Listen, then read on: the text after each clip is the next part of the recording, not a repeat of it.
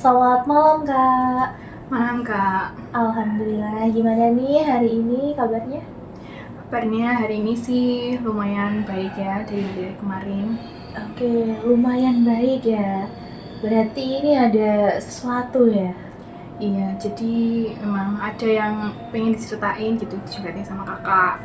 Oke, mau curhat, mau cerita-cerita gitu. Oke, boleh. Sebelum itu kita biar makin dekat, makin akrab, nanti ngobrolnya juga enak, kita kenalan dulu ya. Kalau saya Anggun Trisna, kakak boleh panggil Kak Anggun, nggak apa-apa. Kalau kakak sendiri siapa namanya?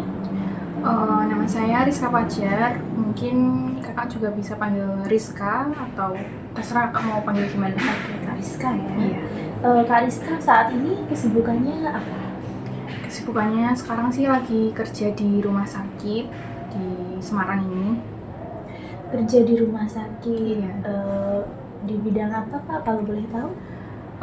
Ini kerjanya jadi ahli gizi di rumah sakit. Oke, kalau ahli gizi itu mungkin bisa ini dong Kak Rizka ceritain aktivitasnya apa atau job desknya seperti apa biar saya juga tambah wawasan nih. Jadi ahli gizi kalau di rumah sakit tuh ya ke pasien buat mengkaji data pasiennya, terus buat diagnosis, kemudian jadi bisa buat perencanaan menu buat diet pasiennya. Jadi tiap pasien tuh beda-beda.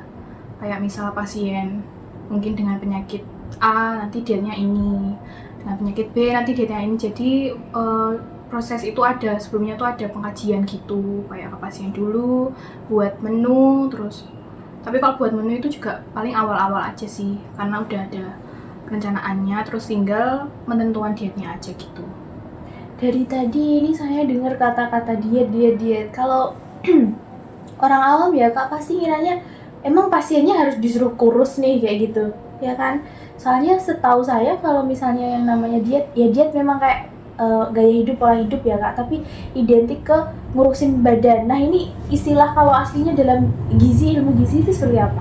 Diet itu sebenarnya nggak melulu tentang ngurusin badan ya, jadi bisa buat diet pun juga ada diet gizi seimbang aja. Jadi itu supaya berat badan tuh nggak turun ataupun nggak naik kalau udah di punya status gizi yang baik atau normal. Jadi kalau misal status gizinya obesitas ya berarti dietnya memang harus menurunkan berat badan. Tapi kalau kalau pasiennya status gizinya kurus berarti ya memang malah harus menaikkan berat badan. Terus kalau di rumah sakit kan nggak cuma orang yang dirujuk ke rumah sakit kan ya nggak cuma karena kurus atau gemuk ya. Jadi kalau biasanya di rumah sakit mesti karena penyakit A, B, C, mungkin karena diabetes atau punya komplikasi, jadinya dietnya juga beda lagi, nggak cuma buat nurunin atau nambah naikin berat badan. Jadi bisa kalau buat diabetes mungkin dietnya berarti ada diabetes. Kalau hipertensi nanti ada diet rendah garam. Kalau komplikasi dua-duanya berarti ya ada diet dua-duanya buat pasien ini. Oke. Saya mengucapkan terima kasih nih Kak Rizka udah berkenan hadir menemui saya yang katanya nanti juga mau bercerita. Insya Allah saya akan menjadi pendengar Kak Rizka dan semoga tetaplah dengan harapan setelah bercerita pastilah ada hal baik yang nantinya bisa dicapai gitu ya Kak Rizka. Oke. Ini saya sampaikan dulu di saat Kak Rizka nanti bercerita atau curhat lah istilahnya ya. Nanti silahkan untuk secara lepas saja, terbuka saja, tidak apa-apa. Karena nanti saya pasti menjaga rahasia Kak Rizka. Sudah menjadi apa ya Kak istilahnya, memang kewajiban saya dan janji saya dengan profesi saya sebagai konselor untuk tetap keep lah pokoknya kunci apapun cerita dari konseli. Jadi nanti Karisa nggak perlu khawatir atau takut nanti bocor ceritanya kemana-mana, insya Allah tidak. Terus kita ini ya kesepakatan waktu mungkin kurang lebih nanti sampai kisaran 1 jam mendatang. Dari awal tadi kita juga sudah bercerita, insya Allah nanti sekitar 50 menitan lah gitu ya Kariska. Cukup lah ya. Cukup. Oke, bisa dipahami ya Kak Rizka. Kalau boleh tanya nih Kak Rizka udah pernah ikut sesi konseling belum sebelumnya? Belum pernah, jadi baru ini mencoba untuk konseling karena mungkin udah terlalu bingung ya kenapa kayak gini gitu. Oke. Sebelum ini kalau ada problem dalam hidup biasanya ada teman cerita atau memang dipendam diri? Biasanya mungkin cerita ke teman, tapi karena semakin kesini mungkin karena semuanya udah kerja juga, jadi kayaknya makin dikit waktu buat bisa cerita ke temen karena mereka juga sibuk, saya juga sibuk, jadi akhirnya juga cuma mendem sendiri gitu banyakan. Oke. Akhirnya mendem sendiri ya. Kak Rizka udah tahu belum hal-hal tentang konseling atau apa yang Kak Rizka ketahui tentang konseling? Kalau dengar kata konseling itu apa yang terlintas? Yang terlintas konseling itu bagi saya mungkin curhat, tapi dengan apa ya, dengan tujuan saya dapat solusi gitu. Oke. Jadi konseling itu memang proses pemberian bantuan ya Kak, face to face kayak kita saat ini. Jadi nanti istilahnya tuh secara mudahnya aja ya, konselor bercerita dan konselor mendengar. Sesungguhnya didengar itu sudah suatu terapi gitu Kak. Kakak kan pasti sadar juga kan, misalnya kalau lagi cerita ada yang mendengarkan itu kayak lebih akhirnya ada yang ikut denger juga, jadi kayak nggak berundel gitu kan. Nah tapi di sini kita juga ada tujuan yang ingin dicapai. Nah saya sebagai konselor itu untuk menjembatani Kak Rizka menemukan solusi itu sendiri. Jadi nanti kita sambil jalan lah nanti, insya Allah semoga tercapai ya Kak. Oke. Silakan Kak Rizka, boleh diceritakan apa yang memang menjadi gangguan selama ini. Mungkin tadi kakaknya juga udah menyebutkan mengenai lika-likunya kerja tadi ya. Oh iya. Jadi selama ini saya kerja itu kan mungkin harus berangkat pagi, terus pulang sore ya. Berangkat pagi itu karena biasanya kalau shift pagi, berangkatnya juga karena saya tuh, jadi permasalahannya tuh saya nggak bisa naik motor, saya belum berani naik motor. Nah, tetapi kerjaan saya tuh butuh buat gimana ya, setiap hari kan harus ke rumah sakit, dan waktu libur juga jarang-jarang ya, cuti juga jarang, paling 1 minggu kan harus 6 hari kerja. Jadi kalau makin lama ini kayak makin boncos gitu kalau setiap hari harus naik ojek buat ke rumah sakitnya, bolak-balik PP gitu. Jadi kok kayaknya saya tuh harus ngelawan rasa takut saya waktu naik motor gitu. Jadi saya bingung kenapa saya masih nggak bisa buat naik motor, padahal ya kalau di jalan-jalan kecil gitu bisa ya. Tapi kalau di jalan raya udah mulai rame motor, terus mungkin ada truk atau mobil-mobil banyak itu, apalagi pagi-pagi berangkat kerja ya, itu rasanya tuh langsung kayak panik sendiri, terus kayak nggak mungkin saya bisa ke rumah sakit buat kerja naik motor sendiri. Tapi saya juga bingung gimana supaya saya bisa melawan rasa itu gitu, karena saya harus boncos terus, harus naik ojek terus, PP, terus apalagi mungkin kalau ada jalan luar juga biasanya naik bank teman kerja, kan makin lama kalian nggak enak ya. Oke. Ini pada intinya ini Kak Rizka ini kerja setiap hari harus ke rumah sakit, tapi belum berani naik motor sendiri di jalan raya. Tak bisa naik motor, bisa, tapi tidak memiliki keberanian itu. Betul. Hal apa yang membuat Kak Rizka takut yang paling utama? Kenapa bisa naik motor tapi kok nggak berani naik motor? Nggak tahu ya, apa karena udah apa namanya ke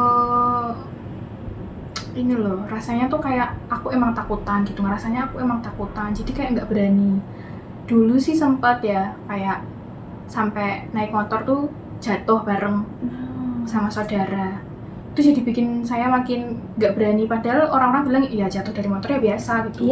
Tapi itu kayak langsung, padahal cuma sekali 2 kali gitu jatuh, tapi langsung kayak bikin saya nggak bisa, saya nggak mampu buat naik motor gitu loh.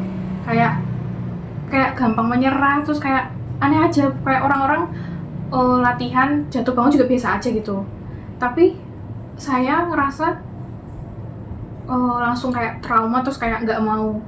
Padahal kalau kayak gini terus ya gimana nggak dilawan gitu. Iya. Rizka yakin dengan pikiran Kak Rizka sendiri ini?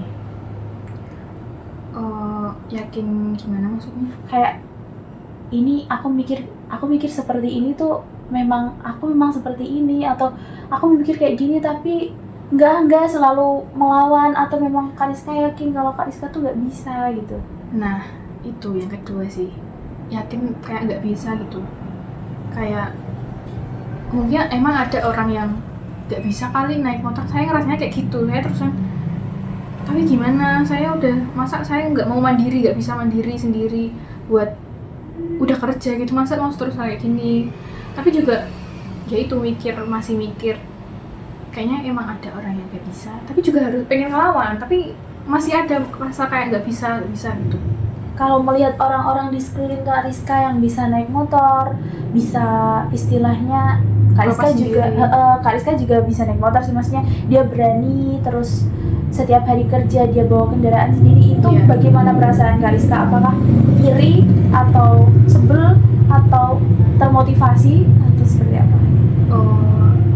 Malah saya tuh ngerasanya keren, tapi maksudnya mereka itu keren bisa kayak gitu, bisa sendiri. Tapi pengen termotivasi, tapi nggak ada apa ya, nggak ada usaha, nggak ada dorongan buat latihan terus. Jadi masih sama aja ngerasanya kayak gini-gini terus. Saya kan nggak bisa naik motor tuh kan di kota ya. Nah di rumah sakit ini kerjanya kan di kota, jadi saya ngerasanya tuh saya bisa, tapi nggak bisa gitu. Pokoknya di selama kerja ini tuh kayaknya tuh harusnya tuh bisa, tapi nggak tahu kenapa kalau udah masuk di kota terus banyak kendaraan, rame jalannya, itu udah aku langsung ngerasa kayak memaklumi diri malahan. Oke. Nah kayak lebih ke oke lah, aku tuh emang nggak bisa gitu ya. Tapi nanti di satu sisi nggak bisa nih kayak gini terus. Betul. Gitu. Oke, aduh saya ikut bingung nih Kak Rizka. Sulit memang ya di kondisi seperti itu. Kita sadar kita pengen melawan, tapi belum ada ini ya, keberanian untuk melawan itu. Tapi kita udah tahu kita harus seperti ini gitu kan. Iya. Di sini tuh bener-bener ganggu pikiran kayak gitu kan. Bertabrakan gitu loh pemikirannya. Iya, saya mengerti. Mengganggu pola hidup Kak Rizka atau tidak sebenarnya? Seperti kalau misalnya pikiran ini muncul memang ketika saat hendak naik kendaraan aja, atau terngiang-ngiang di sepanjang hari, atau malah ganggu tidur gitu? Terkadang tuh kayak lumayan terngiang-ngiang ya, karena apalagi di rumah sakit mungkin ada kegiatan di luar yang mengharuskan kayak sendiri. Terus ngelihat teman kerja itu pada bisa mandiri bawa kendaraan mereka sendiri kemana, kesini, kesana. Tapi saya bisanya tuh ya langsung ke tempat itu, kayak maksudnya bisanya pakai ojek gitu kan. Jadi kayak apa ya, ngerasa kurang sama diri sendiri gitu loh. Dan itu sering terjadi ya, karena mungkin di tempat kerja kan banyak kegiatan luar juga, terus ngerasa apa ya, ngerasa kurang gitu. Ada orang yang mengetahui tentang hal ini selain Kak Rizka bercerita kepada saya? Mungkin orang tua tahu nggak? Orang tua kurang tahu sih, cuman taunya tuh kayak ya aku emang nggak bisa naik motor gitu. Oke. Kayak nggak berani naik motor di kota gitu. Taunya kayak ya emang belum lihai aja gitu ya. Iya. Tapi nggak tahu kalau ada pikiran seperti ini. Iya. Kalau teman-teman gimana ini respon umum kalau ngelihat kamu naik ojek terus atau gimana? Kalau respon temen sih mungkin karena udah kerja ya, jadi mungkin nggak terlalu banyak yang peduli, tapi tuh ini loh, rasanya diri sendiri tuh yang ngerepotin orang-orang gitu.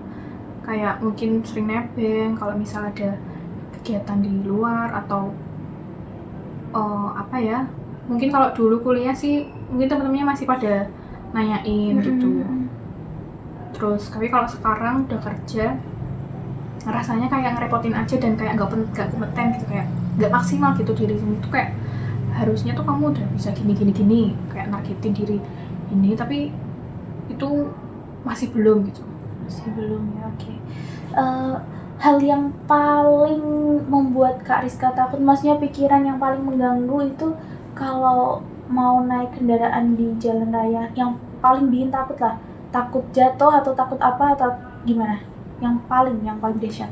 Paling ya, takut nabrak orang sih. Takut nabrak orang. Apalagi kalau udah diklakson sama apa, nggak tahu truk atau mobil atau apa yang klakson, kayak akunya terlalu pelan atau mungkin kayak rasanya langsung panik sendiri. Apakah Kak Rizka sebelumnya sudah pernah nabrak orang? Kalau nabrak orang sih nggak pernah ya, pernahnya jatuh. Tapi itu saudara sih yang di depan, jadi bukan. Tapi mungkin itu juga bikin yang trauma sih. Jadi setelah kejadian itu, kan dulu yang pertama yang tadi saya ceritain kan itu saya yang depan. Tapi ini tuh yang kedua ini kecelakaan yang mungkin lebih kayak parah gitu loh. Nah itu saya setelah kejadian itu juga, padahal bukan saya yang nyetir, tapi sayanya jadi trauma buat naik motor. Saya sampai kemana-mana tuh minta anterin. Waktu itu lagi libur ya, karena setelah kecelakaan itu lagi libur. Waktu itu masih kuliah. Terus jadi saya kemana-mana itu minta anterin ayah saya. Kayak langsung trauma, terus gak berani naik motor dulu gitu. Ayah saya kayak takut aja, padahal bukan saya yang nyetir gitu. Setelah kejadian itu, maaf ya Kak Rizka, berarti kondisinya kecelakaan ya saat itu? Iya. Apa yang Kak Rizka lakukan untuk kayak rehab diri sendiri gitu? Gak terlalu banyak yang ini sih, paling karena waktu itu juga lagi libur, jadi gak terlalu banyak yang mengganggu di pikiran. Tapi tuh apa ya, setelahnya saya baru nyadar kayak saya jadi semakin takut buat naik motor sendiri. Padahal waktu itu awal-awal mau kerja, jadi kayak kondisinya tuh makin gak karuan gitu loh. Kayak mau kerja, saya nargetin diri buat bisa kemana-mana sendiri, mandiri, tapi ternyata malah makin trauma. Oke. Nggak jelas pikirannya Iya, gitu. iya, saya memahami betul. Saat ini Kak Rizka datang bercerita kepada saya kalau punya pikiran-pikiran seperti itu, gak berani naik kendaraan sendiri. Itu konteksnya naik kendaraan sendiri. Nah sekarang saya tanya nih, kalau misalnya udah naik ojek atau dibonceng teman, dibonceng saudara, apakah rasa itu tetap ada? Kalau di bonceng ojek sih nggak ada gimana sih. Tapi kalau temen, mungkin ada beberapa temen yang kayak ngendarain terlalu kenceng atau ugal-ugalan itu, jadi takut jatuh atau nabrak. Jadi emang bahkan di bonceng temen aja saya pengennya pelan-pelan aja gitu, kayak terlalu takut. Pokoknya rasa takut itu terus berputar-putar di pikiran saya gitu. Oke. Sudah sejak dulu ya Kak Rizka? Iya. Sudah sejak dulu. Udah takut, trauma, tambah pernah kecelakaan juga. Selain hal ini, apakah Kak Rizka punya ketakutan, trauma di hal yang lain mungkin? Kalau ketakutan lain yang kayak terus-terusan sih nggak ada ya. Paling cuma itu, kayak saya terus-terusan takut buat ini. Saya baru ingat, saya tuh sering ngerasa kalau saya tuh harusnya mampu di suatu bidang. Dan di kayak misal ngerjain sesuatu, misal ditanggung jawabin jadi mungkin ketua atau apa. Saya masih selalu ngerasa saya tuh nggak mampu di ini, padahal akhirnya juga bisa. Jadi problemnya tuh saya terus-terusan ngerasa kayak nggak bisa dan nggak mampu, padahal pada kenyataannya bisa-bisa aja. Nah, iya. Terus yang naik motor ini juga, mungkin kalau yang naik motor ini ada backgroundnya ya, maksudnya ada alasan dibalik itu kenapa bisa kayak gitu. Iya. Tapi bingungnya tuh kayak kok sampai sekarang padahal dari dulu tuh maksudnya ajaran buat bisa naik kendaraan sendiri, tapi sampai udah kerja ini, maksudnya berarti udah bertahun-tahun banget gitu, nggak hilang-hilang. Sudah lama ya berarti Kak Rizka ya. Kak Rizka tadi juga bilang kalau sebetulnya bisa tapi pikiran itu ada gitu. Iya. Kalau menurut saya ya Kak Rizka, itu wajar sebenarnya kalau selagi nggak mengganggu. Kadang tuh kita kayak pas lagi dibebani tanggung jawab tuh, aduh bisa nggak ya? Tapi begitu dijalani, ya bisa. Nah selama ini Kak Rizka meskipun kepikiran bisa nggak ya, atau aku tuh kayaknya nggak mampu deh gini-gini. Tapi akhirnya menjalani itu tuh dengan terpaksa atau ketika sudah jalan, enjoy. Kalau itu mungkin kalau udah berapa waktu akhirnya enjoy sendiri. Oke.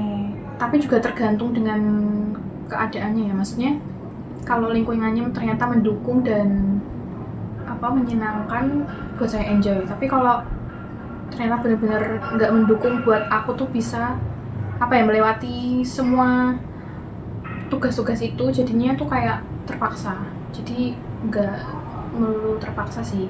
Dan juga ada momen saya tuh enjoy sama ternyata perlu juga ya kayak gini. Kayak awalnya mungkin terpaksa, tapi setelah itu juga senang ada pengalaman kayak gini.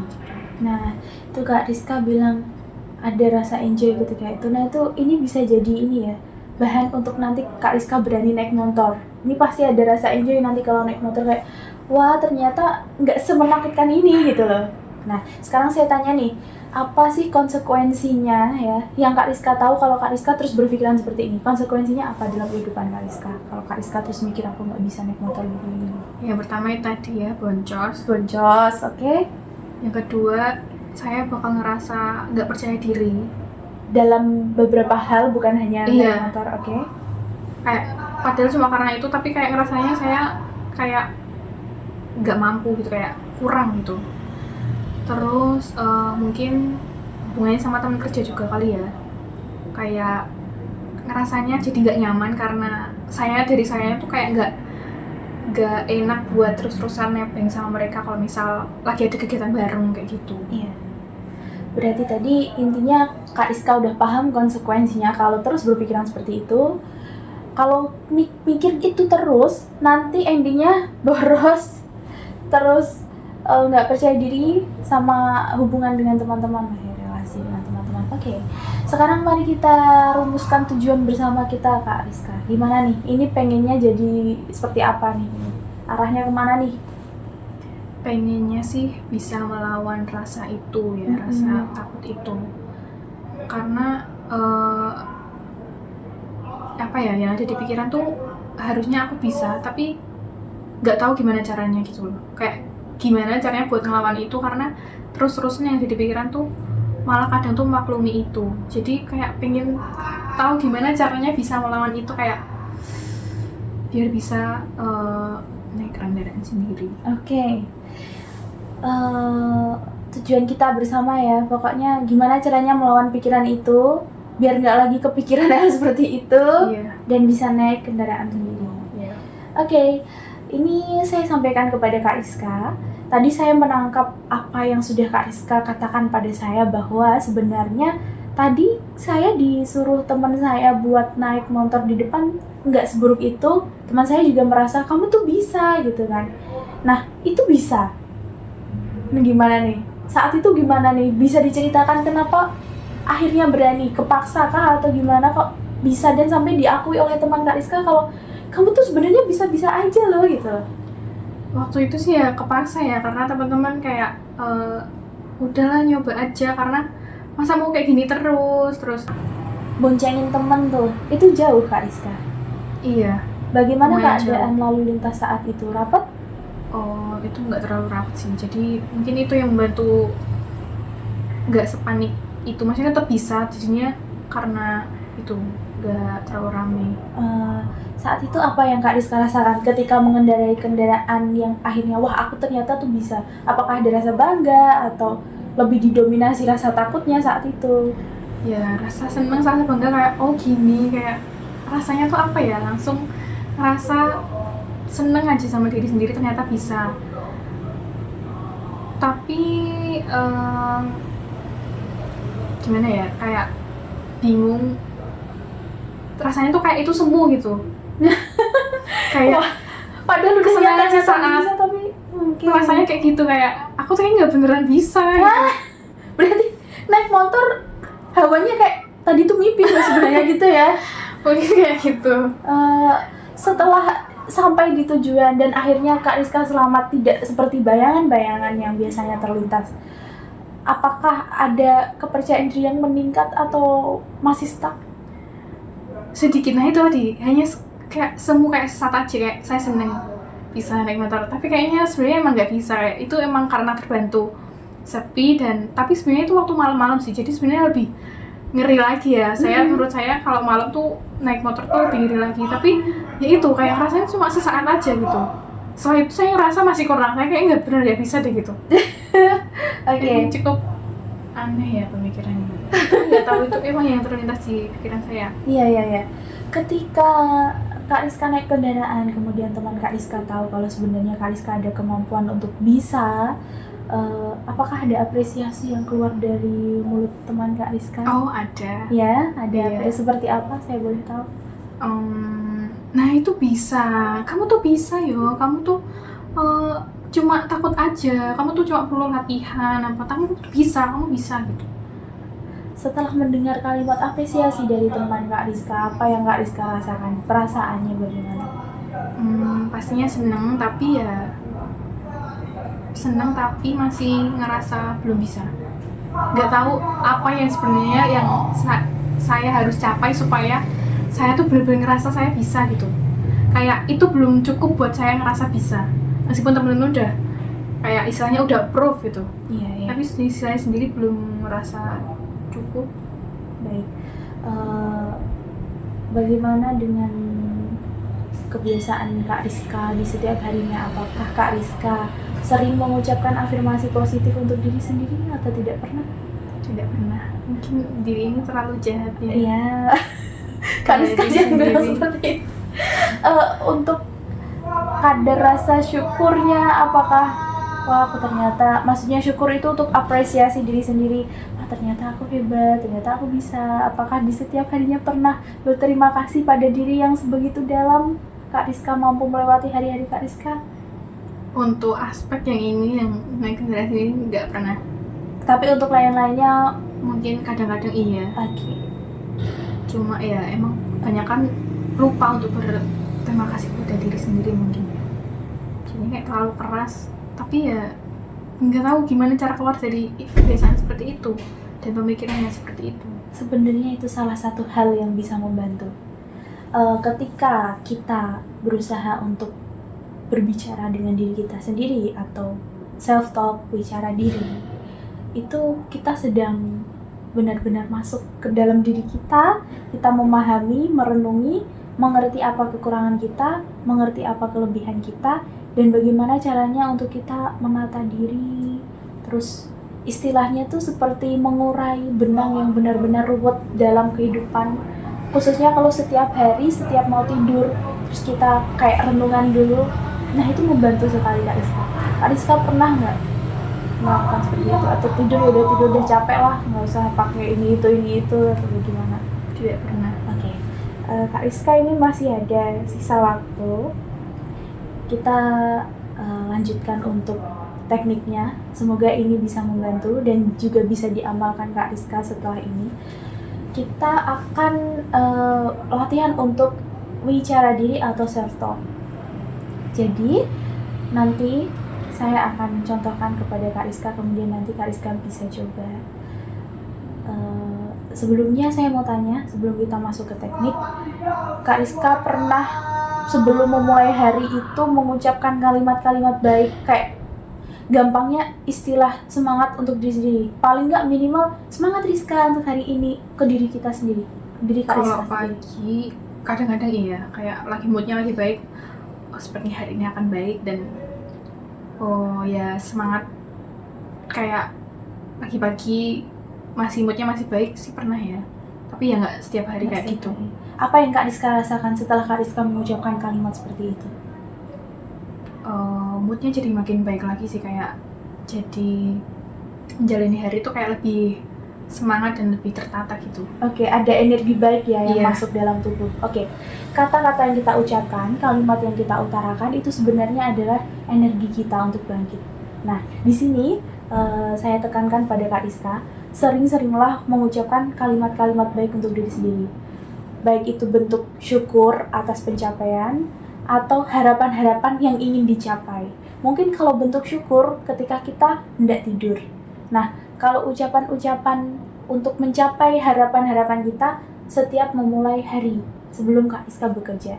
Nah, ini silahkan coba deh Kak Rizka rubah yang biasanya aku takut, atau hari ini akan buruk ketika aku merasa seperti ini, atau ini akan terjadi hal-hal yang tidak diinginkan ketika aku naik motor. Coba dirubah semuanya kalau dengan kalimat semisal seperti ini, bisa dimodifikasi sesuai ini ya, kenyamanan Kak Rizka, tapi contohnya seperti ini. Ini akan terasa nyaman ketika aku selalu berpikir positif dan aku mampu melewati hari-hariku. Aku bisa mengendarai kendaraan di jalan raya. Orang-orang pada umumnya bisa, aku juga pasti bisa. Aku bisa naik motor, berarti juga aku bisa mampu naik motor di jalan raya. Bukan hanya naik motor di jalan sepi saja. Aku mampu untuk hari ini, aku bisa, dan tidak ada hal-hal buruk yang terjadi. Kira-kira bagaimana kalau setiap harinya mengucapkan kalimat seperti itu? Kalau Kak Rizka dengar sendiri tadi. Mungkin iya sih, bakal lebih optimis buat bisa naik kendaraan sendiri, terus mungkin rasa takut-takut itu juga lebih berkurang gitu. Karena kita menanamkan pemikiran seperti itu, jadi kayak istilahnya apa ya, menanam benih untuk biar nanti tumbuh jadi semakin lebih berani. Nah, coba Kak Rizka ucapkan nih, sesuai kenyamanan Kak Rizka, sesuai apa yang ingin Kak Rizka capai. Boleh dengan mata terpejam atau bagaimana sih nyamannya, dicoba dulu saja. Aku bisa, aku mampu, orang lain bisa naik kendaraan sendiri, bisa mandiri, aku pasti bisa. Aku percaya diri, aku bersyukur, aku bisa semua yang sudah aku lalui. Jadi gak boleh buat ngerasa gak aman, buat insecure sama diri sendiri. Terus pasti apapun yang sudah diusahakan pasti bisa dilalui, dan aku bisa buat mandiri dan seperti orang lain. Bagus sekali. Komplit. Harapan-harapan yang memang ingin dicapai semua sudah diutarakan. Gimana rasanya setelah mengucapkan kalimat seperti ini? Lebih kayak lebih lega dan merasa lebih mampu. Selama ini belum pernah mengucapkan kalimat seperti itu? Belum. Masih terngiang-ngiang dan terbuai-buai pikiran-pikiran yang buruk. Kalau Kak Rizka sekarang sudah mengerti bagaimana kita meyakinkan dalam diri kalau kita sebenarnya sudah bisa menata pikiran sendiri. Setelah ini mungkin Kak Rizka bisa amalkan terus-menerus, bukan cuma hari ini tapi seterusnya. Dan setelah muncul kepercayaan diri ini, pelan-pelan saja dulu Kak Rizka boleh coba di jalan raya dengan pengawasan. Kak Rizka ada teman dekat yang biasanya bareng? Ada. Di sini Kak Rizka sebenarnya udah ada kendaraan belum? Oh, ada sih, tapi ya buat kayak ke tempat-tempat deket aja, nggak sampai ke jalan raya gede.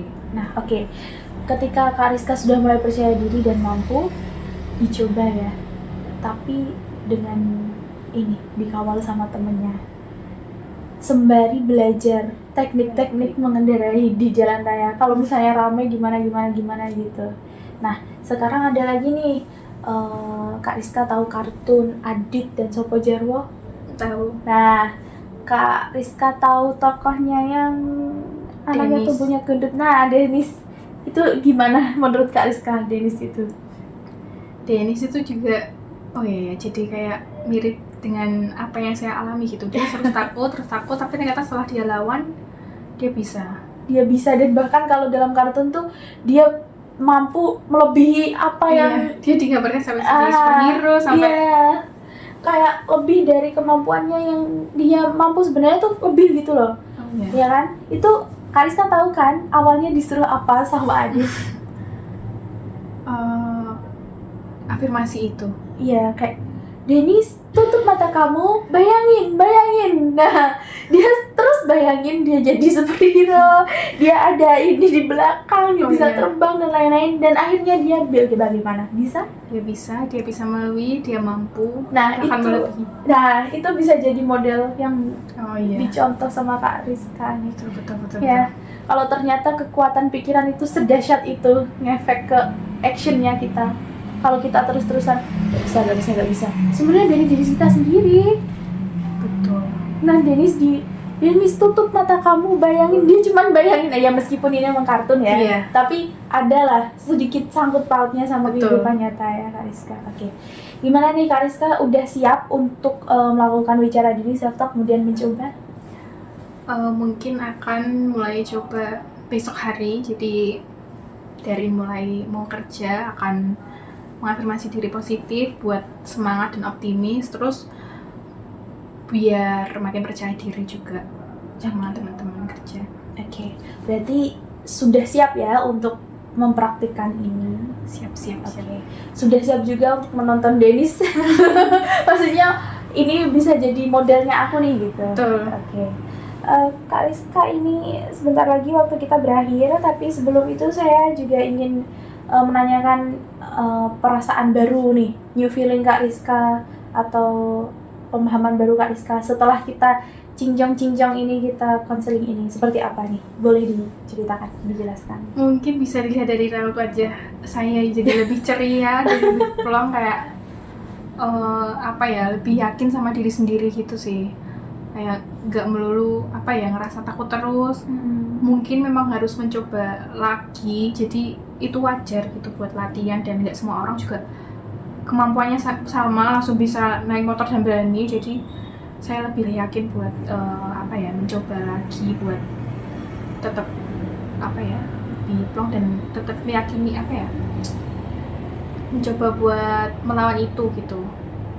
Berarti sudah ada rasa keberanian lah ya istilahnya. Betul. Oke. Yang tadinya masih aduh ini udah wah oke ini gitu ya. Mungkin nanti kita bisa evaluasi bersama ya Kak. Nah, setelah ini proses konseling kita, dan juga mungkin ada pertemuan mendatang lagi untuk sembari saya pantau nih Kak Rizka bagaimana. Mungkin bisa dijadwalin lagi kali iya. ya. Karena kita juga ini kan baru pertemuan pertama, untuk konsultasi pertama kita juga butuh bagaimana nih sebenarnya ini setelah melaksanakan ini setelah mengamalkan teknik ini, apa perubahannya gitu ya. Oke, nanti mungkin kita bisa kontak-kontakan lagi. Terus sebelum sesi konseling ini berakhir, mungkin Kak Rizka boleh dong sampaikan kesannya atau pesannya sama kegiatan ini. Kesannya sih lebih bilangnya, kayak terima kasih juga. Terima kasih udah meluangkan waktunya dan mendengarkan cerita yang mungkin berbelit-belit. Tidak. Jadi lebih seneng, dan pokoknya terima kasih, lebih seneng bawaannya, jadi kayak menghadapinya lebih nggak terlalu khawatir kayak sebelumnya. Alhamdulillah. Mungkin boleh dong pesannya untuk saya atau untuk kegiatan konseling yang akan mendatang, pesan Mbak Rizka seperti apa? Sudah baik ya, mungkin pengennya lebih lama lagi. Oke. Jadi semuanya udah oke banget, udah solusi yang saya pengen tuh mungkin udah cukup gitu. Oke. Menjadi awan yang baik untuk melangkah ya Kak Rizka. Iya, betul. Oke. Ini kita sudah habis ya Kak Rizka, waktunya pas 50 menit, hampir 1 jam. Mungkin sampai di sini dulu sesi konseling kita. Kita bisa melanjutkan aktivitas kita masing-masing. Kak Rizka juga istirahat, capek pasti habis kerja. Dan kita agendakan untuk pertemuan berikutnya. Oke? Terima kasih sekali lagi. Terima kasih kembali Kak Rizka. Sampai jumpa.